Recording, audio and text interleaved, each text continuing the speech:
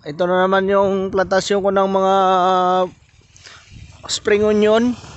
Mga 3 days pa lang to ha, pero ang tataba na oh, yan oh. Migit 10 hektarya yan. Yan oh. Yan. Ito mga repolyo ko to. Yan oh. Sus, tingnan nyo. Kung ano katataba yan. Tataba yan. Yan oh. Puti kamay. Yan ang aking mga pananim sa bundok ko dito guys. Oh. Oh, yan oh. Dilig-dilig yan oh, spring yan oh.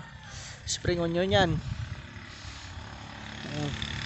Yung repolyo ko, tataba niyan oh. Oh. Oh. Oh. Yan. Oh, ito.